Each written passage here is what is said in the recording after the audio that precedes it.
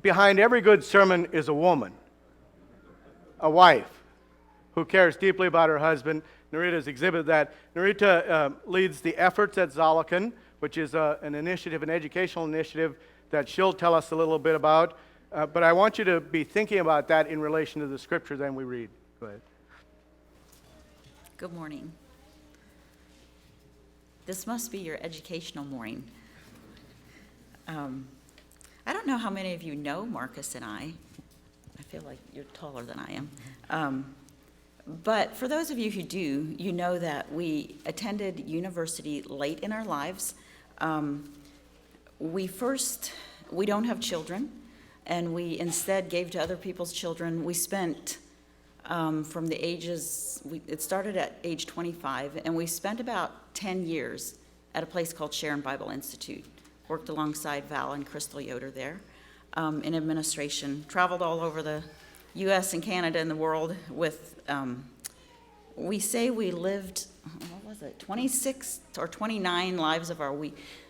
Of our 29 weeks of our lives were spent in a metal tube with your children, not quite yours, but sometimes 30 or 48 youth traveling all over. So we got to know youth all over and their parents and their churches. So that was one portion of our lives. And then Marcus was ordained back here in Ohio. We moved back down south to Martinsburg area when he was ordained. And I started attending university at that point. Both of us then graduated from OSU. Some of you may have heard something about a football team, that game they play occasionally.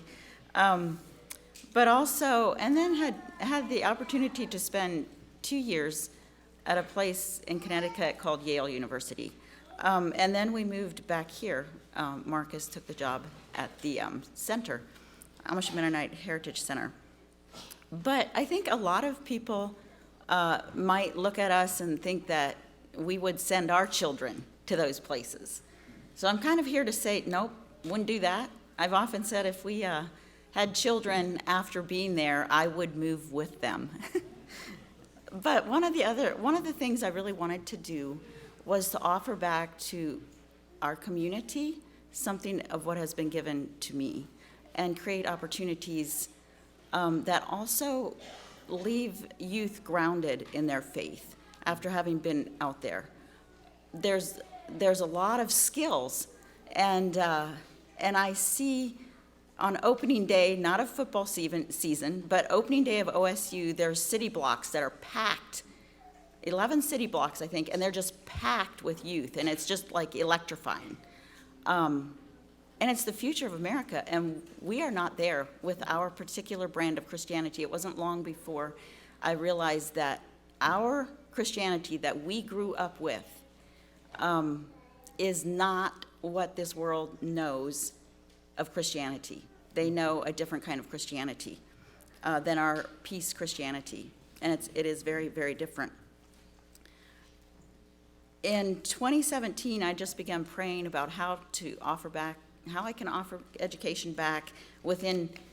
As I began praying, there were 4 groups of leaders from this community who came to the center asking if we've ever thought of starting something. We said, yes, we have. I began working, kind of casting a vision, meeting with a working group, and then just started working evenings, weekends, and my days off to create a nonprofit, and it's called Zalakan Institute. I don't know, you'll maybe see the sign down on the old Walnut Creek Furniture Building. We're planning to move into the top of there. But our vision and mission, a portion of our vision and mission says equipping individuals with steadfastness of faith, excellence of skill, integrity of character through the power of the gospel of Jesus Christ. And recently someone asked me, well, what do you mean by the power of the gospel of Jesus Christ? The best way that I can explain that, if you've ever been to the mural hall over here at Bethel, there are 2 scenes in there. We hold some of our classes there. So there are 2 scenes there that best depict this. The first one is the Crusades. It's that dark time in history when wars were fought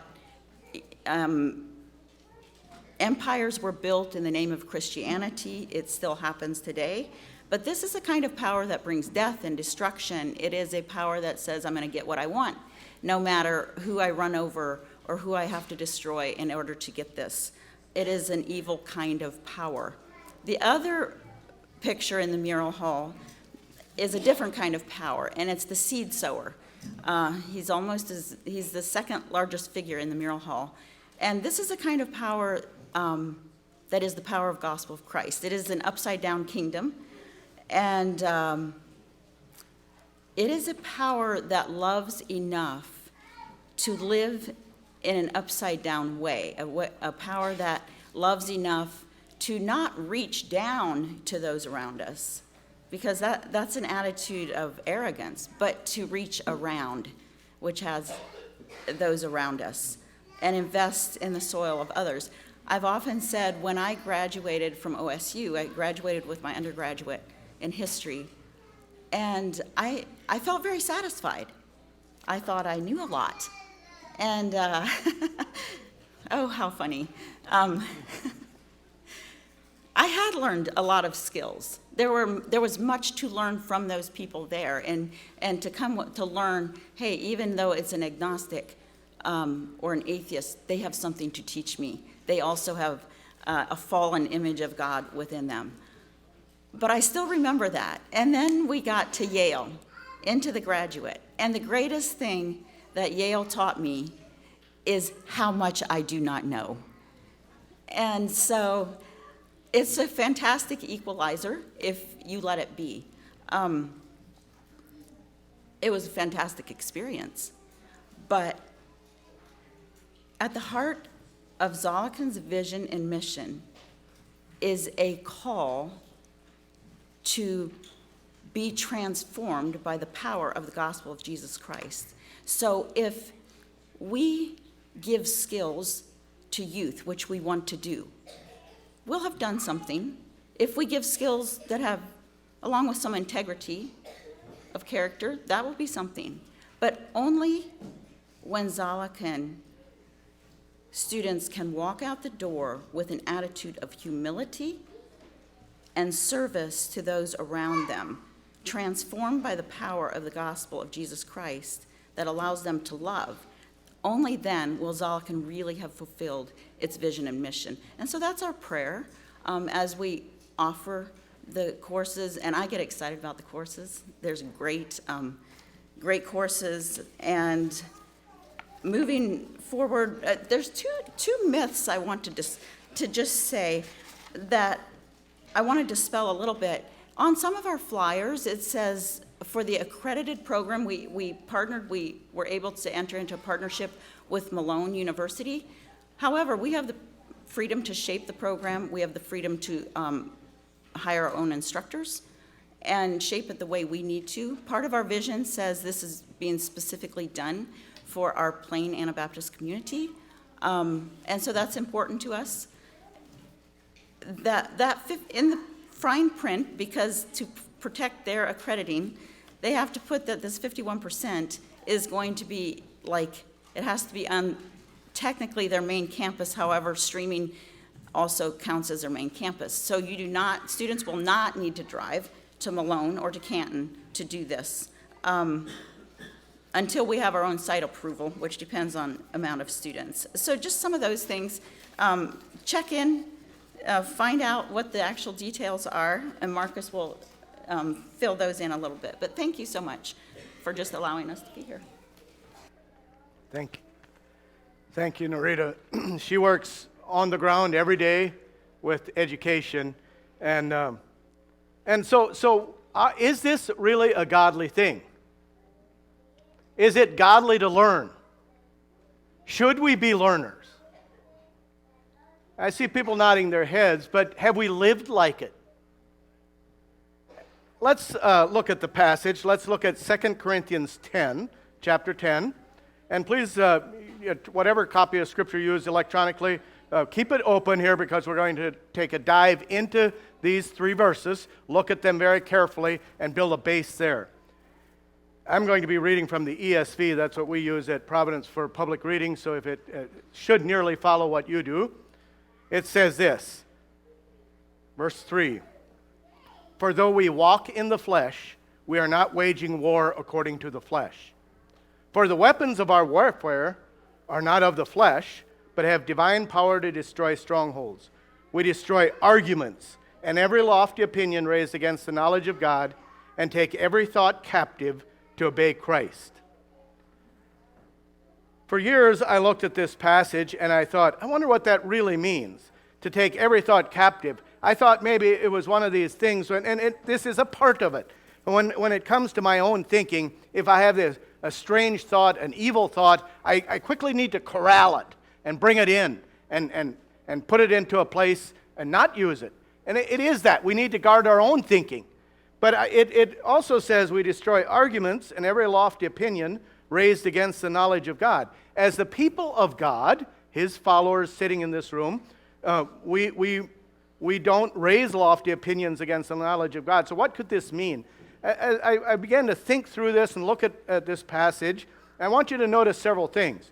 In verse 3 it says, "For though we walk in the flesh." Now that word flesh there is not the word flesh that means carnal. It means the human body. For though we walk in the human body, we are not waging war according to the human body. So the human body's way of waging war is to use power. Use a fist. Use a sword. Use a gun. Shoot a missile. That's the human body's way of waging war. And by the way, Paul, who is writing this, is surrounded by war. He hears the clink of armor. He sees the Roman soldiers yielding their power every day in the time he's writing this.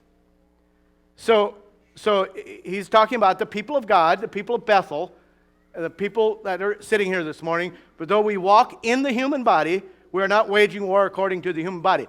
And verse 4 is a parenthesis in the original. So put a parenthesis around verse 4. King James still does, and that's the right way to approach it. So you could skip that portion if you wanted to. It's explanatory. But we'll come back to it. Let's read it now. "For though we walk in the flesh, we are not waging war according to the flesh. We destroy arguments and every lofty opinion raised." See how it flows? It flows well together. And then verse 4, so verse 4 is Paul being a good teacher and saying, wait, I have to explain something here. What are the weapons that we then use? "For the weapons of our warfare are not of the flesh, but have divine power to destroy strongholds." So, interestingly enough, the word flesh in verse 4 is different than the word flesh in verse 3. So, for the weapons of our warfare, and literally it means the arms and armor of our military campaign are not carnal. They're not of the carnal nature.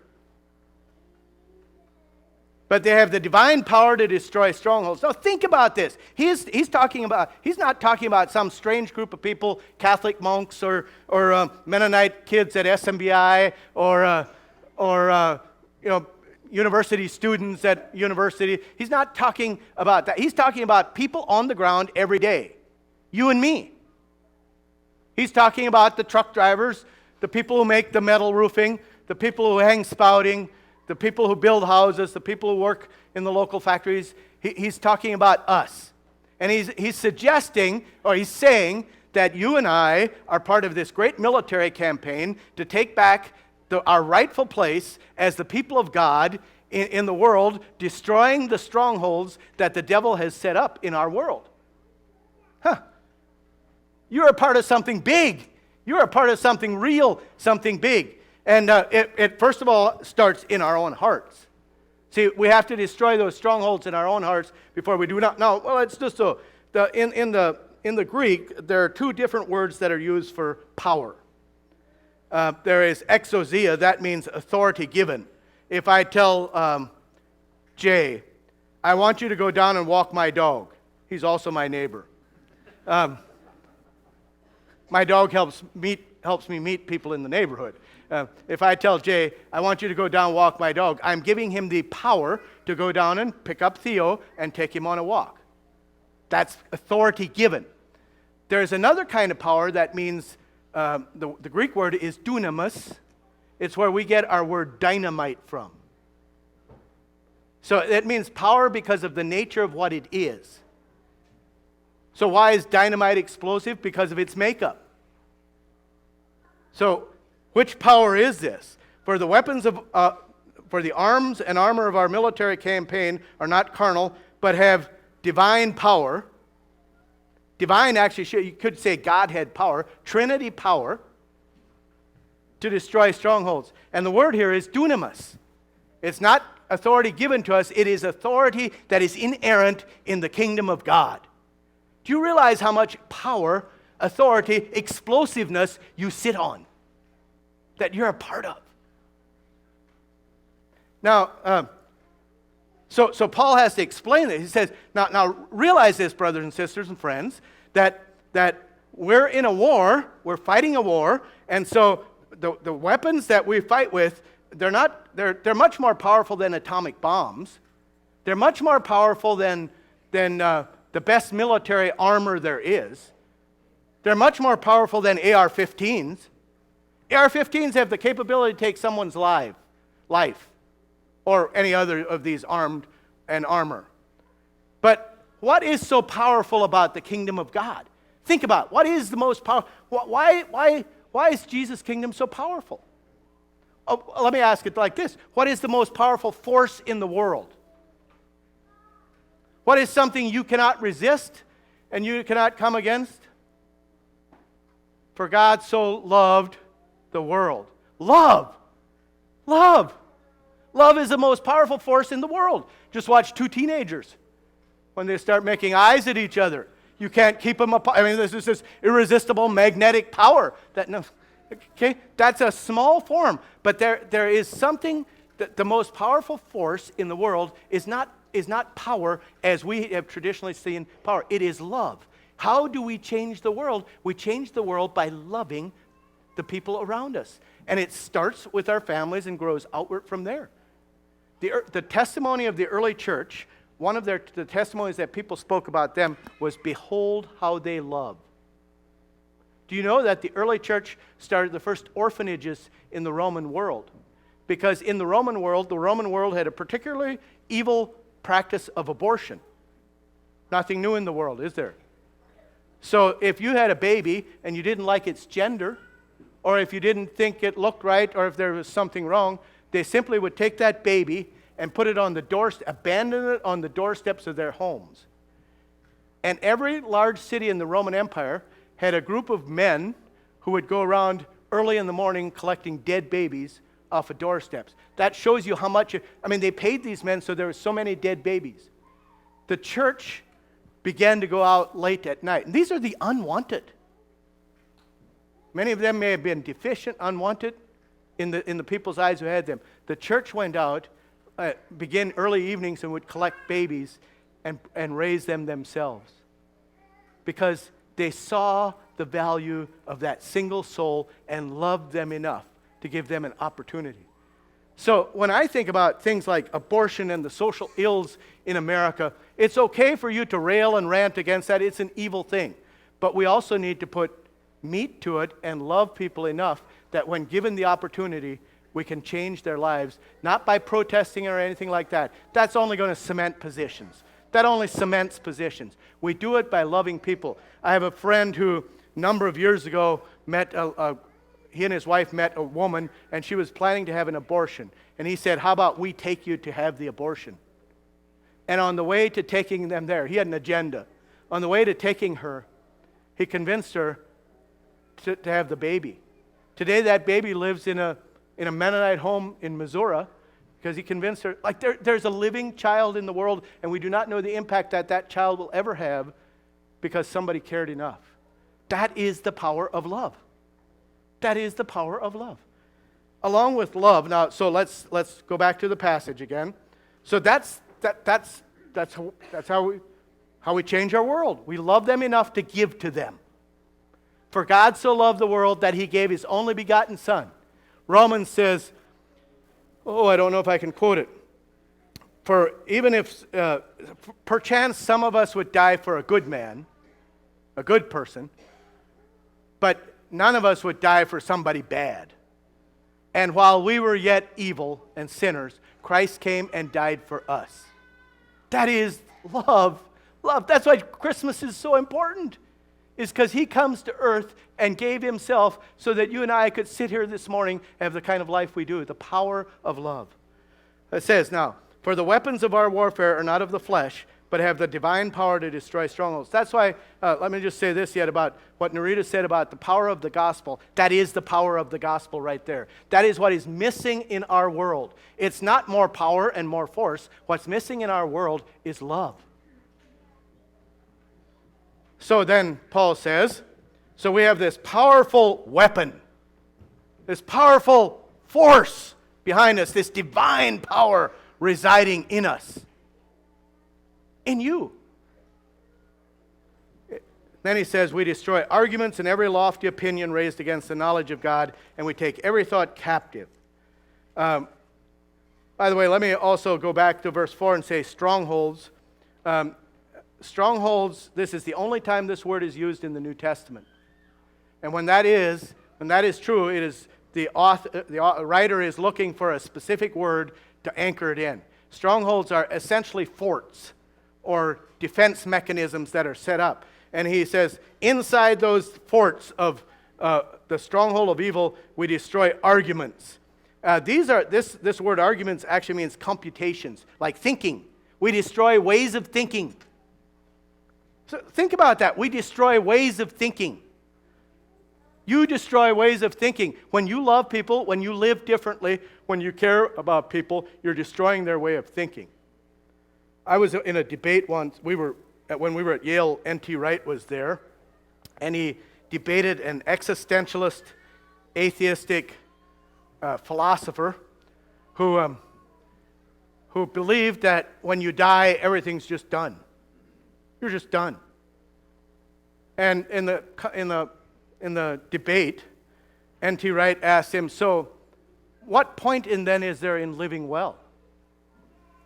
What point is there in living well? And he said, well, I just try to be a light in the darkness of this world, this bright light, and when I die, the light goes out. And N.T. Wright looked at him, and the only way I can describe how he looked at him is he looked at him and he said, I am so sorry. I am so sorry. That is a horrible way to live. And the man nearly broke down because he was expecting a defensive argument, and what he got was love. So we destroy arguments that come against the knowledge of God. We destroy lofty opinions, and we take every thought captive. So the love that we have within us through Jesus.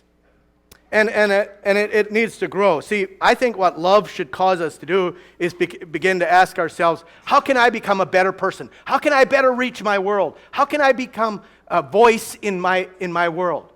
I happen to know what some of you work. What would it look like if you actually took the approach and said, I'm going to be the most godly, I'm going to be the best truck driver that there is? Because when I am really good at what I do, if I'm called to a vocation or a job or a place in this world, I need to become the best I can, because who wants to hang out with people who aren't very good at what they do? And it also strikes me that when we wrestle with this kind of stuff, I'll just use myself as an example. So if I give tours at Behold. And if I can go in and give a mediocre tour, and people will be moved by the painting. That's the nature of it. But if I go in and I work really hard at this, and I learn and I grow and I give myself to it, and I do everything I can to make that tour as engaging a place as it is, it suddenly changes how people begin to think about the tour, about the work I do. And the same is true. And see, my work is as secular as your work. Your work is not secular. See, we have been taught something in the Western world, that there is a divide between the sacred and the secular. That's a very modern idea. Only happened in the last 150 years. That's a very modern idea. Before that, people viewed their vocation as just as as much part of their spiritual lives as anything else. Most people did. And so if you're a farmer sitting here, think about, how can I be a sacred farmer? How can I be a sacred tile layer? And again, I'm not trying to be funny here. I'm trying to actually say that when we, or an electrician, when we engage our world like that, and we begin to say, this is my calling and my vocation, I'm going to do everything I can to become the best I am in this world, because when I become the best I am, it takes the attention off my shoddy work and allows me to speak into people's lives in ways that they never had before. And in order to do that, you need to be a learner. You need to learn. You should be, if God has called you to something, then you should be studying that thing, looking at it backwards. I was at a Christmas banquet on Friday night, Greenfield Farms, organic farming co-op, and there's an Amish guy sitting there, humble, just being himself. And I finally came around to ask him, so what do you do at Greenfield Farms? And he said, I do some soil testing. And the man sitting with him said, no, he is one of the leading agronomists in our world. The highly educated agronomists from universities call this man.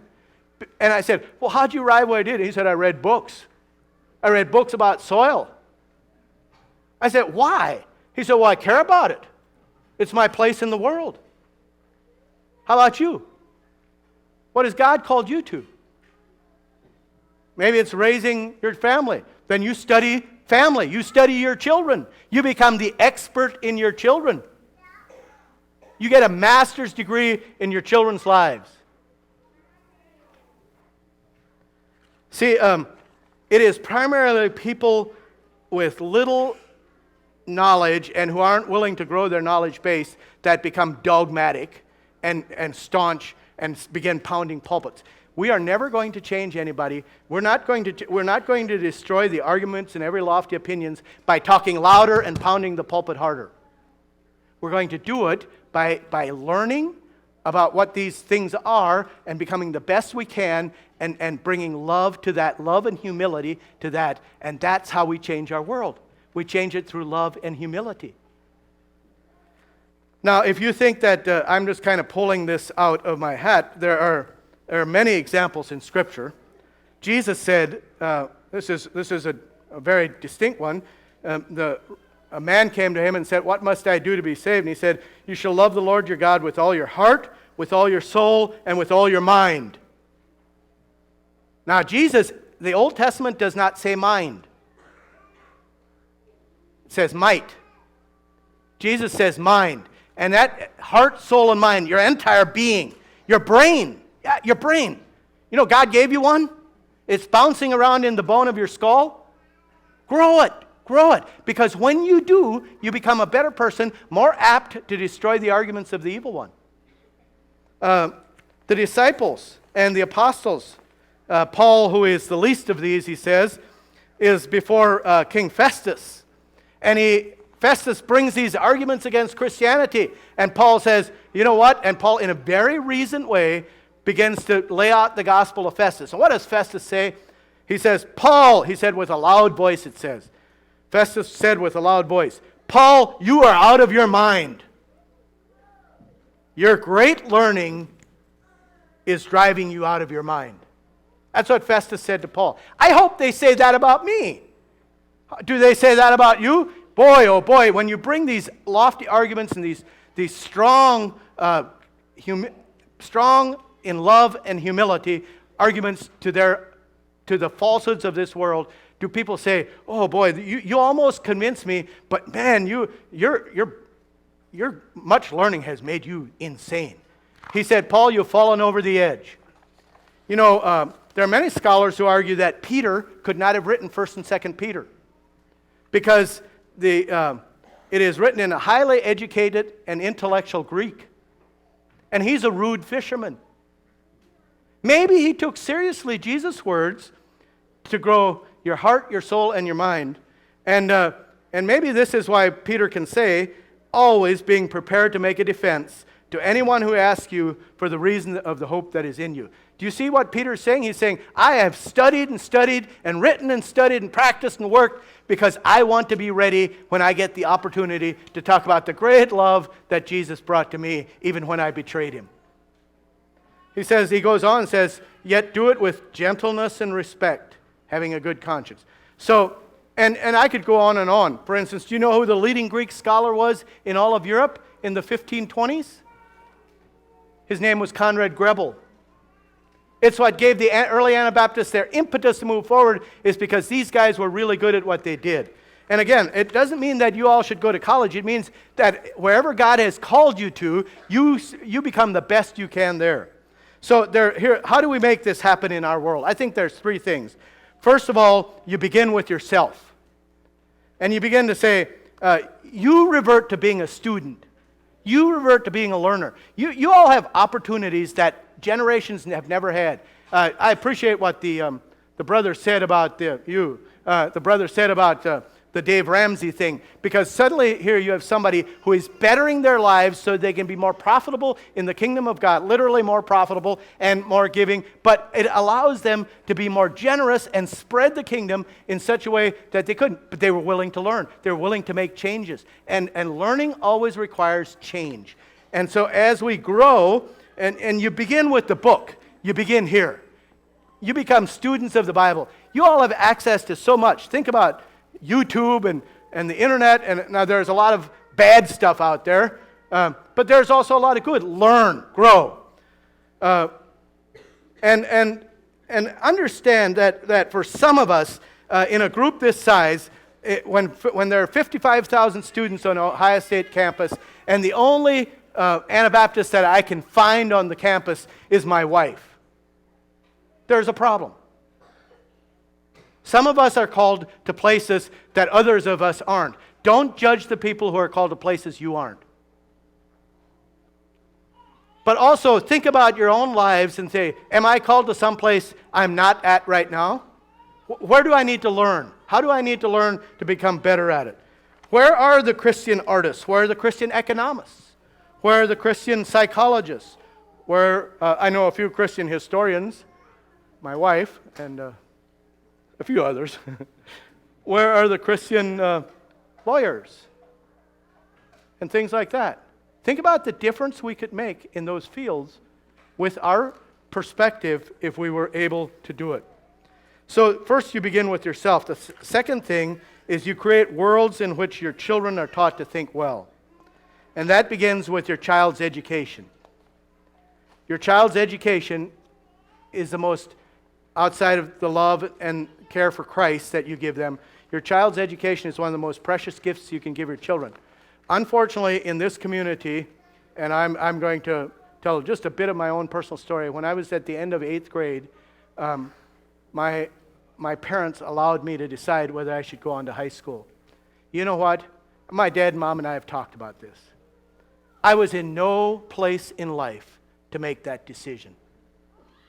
My parents should have decided that for me. They should have said, no, you should go on to high school. And I would have vehemently fussed and complained, but going right on, because I loved it, and they knew it. Children need the guidance of their parents to help them learn and grow. Guide your children's education. Send them to whatever you do. If you homeschool, make sure they get a good education. In today's world, this is one of the most powerful gifts you can give your children, is the ability to think well and to grow. There are many good schools in this community, from our public systems to our private systems, and some good homeschoolers. In Proverbs 22:6, and the other thing you should give your children is they shouldn't be like you. If your children are exactly like you and have the very same interests as you, one of you is unnecessary. And it'll be you before them. Okay? Do you understand what I'm saying? So as parents, and I would be like this if I had children, I would want my child to do love what I do. My dad, he would just shake his head and when he'd look at my library and he'd say, I don't know if you're just not like me. I love to read. He didn't.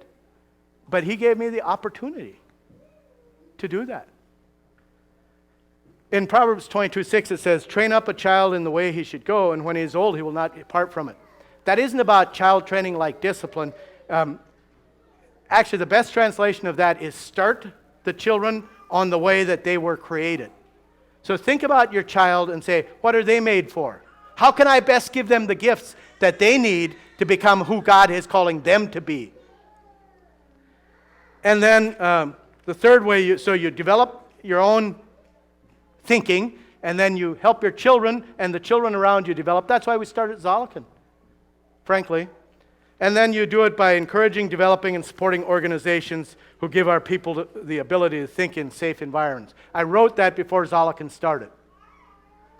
We need to keep hard work, legacy school. There are many positive examples of this. We build systems where our people can grow and learn. Narita is right. I would never send my 18 to 22-year-old alone to a secular campus. We've been there. Now, not all of them were like me at 18 either, so maybe some of them are able. I remember driving on one rainy night, almost like last night, rainy, windy night, driving down the streets of New Haven into the undergraduate area, you know where the 18 to 22-year-olds are, and this kid comes running across the street wrapped entirely in toilet paper. It's raining. It disintegrates, in rain. And I'm like, if their parents only knew. Well, that's the point. That's the point. So how can we develop organizations that give our children, our youth, our adults even, the ability to grow their intellectual abilities without stepping in and doing it ourselves? That's why Zolliken was started. It's because we cannot ensure that your child, if they grow up, that they'll be like you or they'll believe the same things you do. I can't assure that. But I can assure you that they'll have a much better chance if you grow them in environments where there's some safety built into that. And so when you think about Zolliken and its vision and mission, you think about quality education in a safe environment. One of the reasons we didn't move outside of our community is we want to be seen. We want people, parents, to see us as we do this and say, now wait a minute, I think maybe you should back up from there. So here's your opportunity. I don't want to cheapen what I said by saying, but there are many opportunities. Dave Ramsey, that's a wonderful thing. I actually thinking about anyway, don't tell my wife I said that. This coming, soon after New Year's here, there'll be a set of classes that start through Zolliken. There's 2 accredited classes. If you're interested in those, we have flyers that you can pick up as well. But there is also an Anabaptist history and worldview for leaders. Like, what does it mean to lead in our world as Anabaptists? And most of them run once a week. The accredited run twice a week, but most of them run once a week for an hour, hour and a half, something like that. Then we have language. See, and also the other thing is we should learn languages. We should learn all these things. So you should be teaching your children German and things like that. If you can't, Superb John can. He's a really good German teacher, and he'll be teaching German 1. So if you have interest in that, we have a financial management course taught by Larry Troyer. It's particularly for businesses. If you're interested in marketing, there's an intro to marketing that I sat in last year, an amazing class. Gives you lots of practical tools if you're a small business owner. We have a teaching class, and then there is also a leadership class that's very practical. In the second half of that, Steve Byler will be here teaching a church governance and administration class. You could send your pastors, but you might be making a statement that you don't think they're doing very good at it. That's not the point. And then there is a class specifically geared for women called Wellsprings of Joy. Narita is teaching part of that, and Evie Glick-Weaver from Antrim, who just came back from Africa, will be teaching a portion of that as well. Is that right? That's the second half of the 16 weeks. Yeah, the last half. So those are just practical things, but here's my encouragement to you. When you look back to this passage now and you think, how do we destroy the weapons of our warfare are not of the flesh. We have the divine power, love, humility, and learning to destroy arguments and every lofty opinion raised against the knowledge of God. It begins in you, spreads to your children, and then goes from there. Let's, Judd, I'm at home, so I had him stand, but go ahead.